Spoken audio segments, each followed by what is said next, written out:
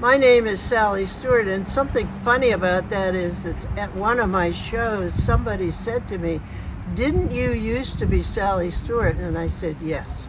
So that's my name, and I'm not a door carver very much, but this is the door that I was asked if I could carve for the Community Arts Center. And when they brought the door to my studio, I thought, oh, what have I done? And he said, where shall we put this? I said, lay it on my work table, and it filled the whole table. So how do you carve a door that is as wide as your table, and you can't pull off every once in a while and say, how am I doing?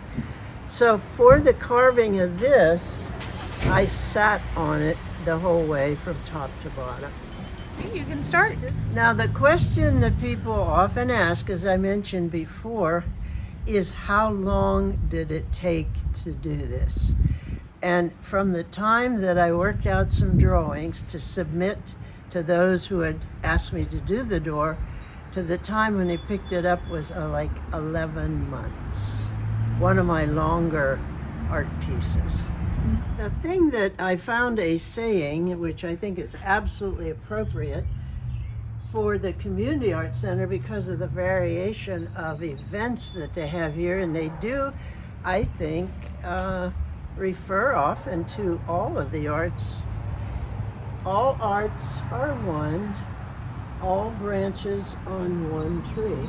And that seemed very appropriate for an entrance to come in and see what's going on at the Art Center.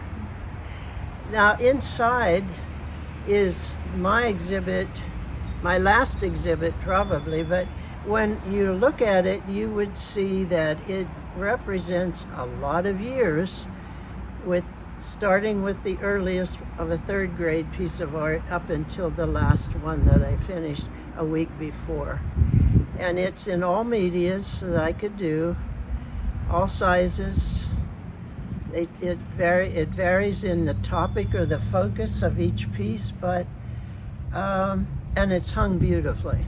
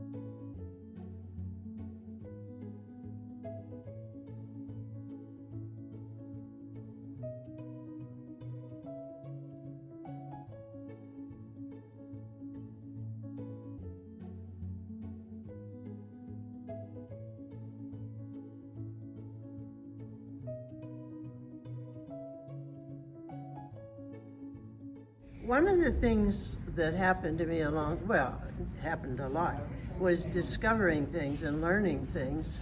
And I loved to use materials as I found them, as I pointed out with Jonah and that piece of wood with markings in it that helped to claim it's what it would become.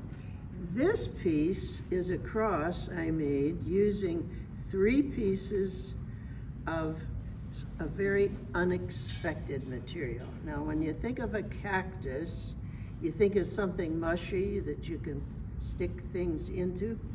This wood comes from the Sonoran Desert in Arizona. My nephew sent me a box of goodies, things he had picked up from the floor of the desert. And the cactus, the saguaro, grows very high and can live at 80, 90 years. As it ages, it begins to turn to wood. And so this is a wood that was originally a very soft material. And I put them together so that they would look like a continuous piece. And I find a lot of beauty in the natural, what we would call maybe defects. People maybe that want to do a countertop or something don't want these. But I would go to the lumber mill sometimes and say, do you have any junky wood? And they would pull out all the wood with defects. And when I talk about found things, this is a piece of a tree that we had to have cut down. Now, it's actually a piece of a maple tree, but out of that piece of maple tree, I decided I would cover it with an oak cross, an oaken cross. That's using, again, something that's already in existence. This cross is the same idea, using some of the saguaro wood. And this is using it because they have these tubular pieces going up a lot. And this was a cross that I did with the 4 Gospels. And it was also reminding us of the 4 directions that the word of Christ went. And here are these 4 things. So that I incorporated something I found or that was given to me to use for that.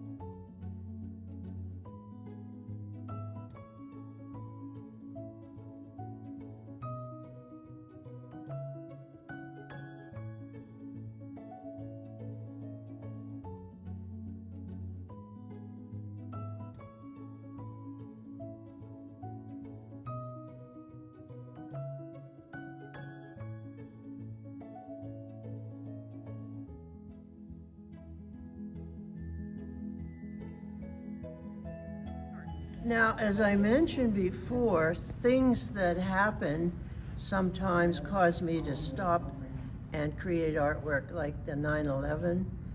And in the 60s, in the 1960s, even though Johnstown was a little bit behind at times, the Beatles craze hit like a ton of bricks. And all of our kids began to look like this boy, who I call David, the Beatles boy.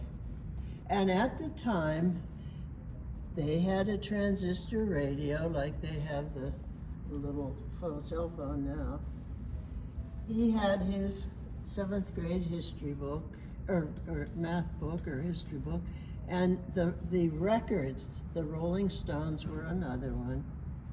He had his big feet and his short pants and his Beatles on and his hair. I don't think I ever saw David's face because his hair was always down over his eyes. But I thought, I've got to capture this historic moment here because everything changed with the kids. The way they acted, the way they dressed, the way the teachers looked, everything changed. So this, in a way, was a beginning moment too. But this is paper mache, but this has got to be, well, the 60s up until today. I don't know how many years, that's about 60 years or more.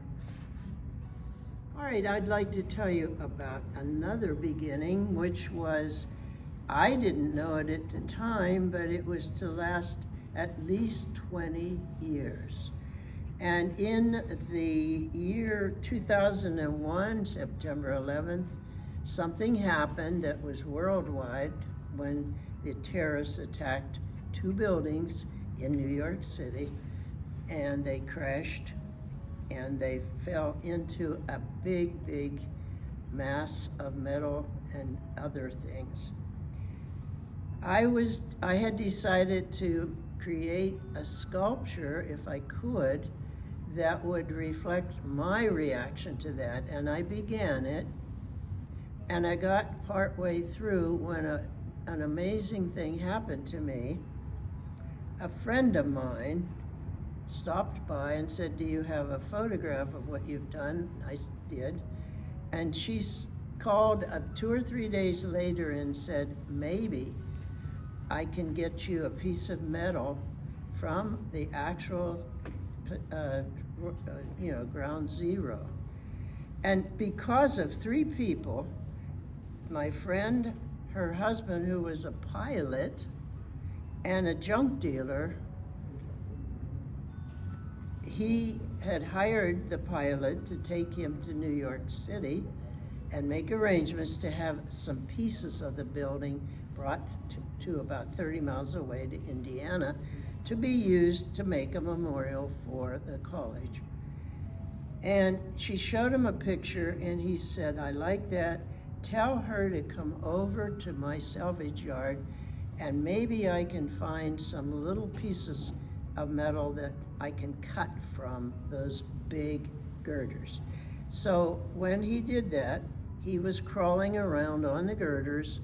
I was right up next to the one girder, which is hollow, and I realized I could reach in and pull things out. And I had a couple of big envelopes. Anything in that would be fragments and debris from the ground zero. So I would maybe be able to use it. When I got home, I looked at the one piece, a little fragment, don't know how it was formed or where it came from, and I turned it over and there was the cross. Now this in here is the fragment. And as you can see, the cross is pretty plain. And I don't know how this formed or what it was a piece of. And maybe the heat and the gasoline from the planes, the fuel, the dust, maybe that heated and formed this, I don't know. But I wanted to save that because I was so moved by it. And I went to my wood box, and then I realized that I was actually using wood from all over the world. Now, I wrote the wood's names on the back, and it was a good thing to, I don't know if you can see any of those or not, but it was a good thing that I did because this cross was from the World Trade Center where people from all over the world did business. And so this became, I thought, my one and only cross. Someone saw it and said, can you make me a cross? Then he came back, can you make 2 for my daughters? And then everyone started wanting crosses. And so this cross began over 20 years and over 200 crosses that I made. Those are significant beginnings. But as I got older and as time, such as just a year ago, came, we had a lot of things on our minds about events that were bigger than our community or bigger than us. And so these pieces here reflect how people have suffered in the last year because of events such as the COVID, such as the Ukrainian war, such as the refugees. And so the thrust or the way I looked at and chose things to do changed again until this was the last piece that I had done. I'm going to share with you 3 different pieces of artwork which represent beginnings. Because when I showed them to you, that means that was the start of something and I did for a long time. The first one and the oldest piece in the show is a crayon drawing done in about 3rd grade. And this was my medium when I was a kid, crayons, and that's all I had, crayons and paper. But when I did this, I had already been doodling a little bit as an even younger child with a crayon or something that made marks. And after this, as I got older, I began to use other drawing materials such as pencils, pens, markers, and then I began to also use paints, brushes, and things. And this was my, more or less my beginning in the show. Then along about 1970, I had been doing, as a follow-up on this, I had been doing a lot of paintings and drawings. That's mostly what I did. But in the back of my mind was a question I had, and I was afraid to try it because I thought I might fail. I wondered what it would be like to work with wood, to carve it, to take a piece of wood, draw something on it, and coax that image out so that it looked 3D. And I was afraid, and then I thought, okay, today's the day. So the other piece I'm going to show you is not the first carving I made, but the second. The first carving was one where I had no idea what I was doing. I didn't even know the name of the wood I used. And I went to my dad's workshop and got a little piece of wood, drew a picture on it, got some sharp tools and started cutting away on it. Now, it was fairly successful for a first one, so I took it to my wood shop teacher in the school that I was teaching. And this, if you remember the early 70s, girls were not doing wood shop, they were going to home ec. Boys were in wood shop, and the teacher was used to seeing only boys. And when I showed him what I had done, I think it was a combination of, maybe he was intrigued that a female was working with wood. It just wasn't done. But he gave me a big piece of walnut wood. That's this big one up there. And he said, see what you can do with this. Well, if you are just starting something and you have a blank piece of wood like this, and I said, how do I know what I'm doing?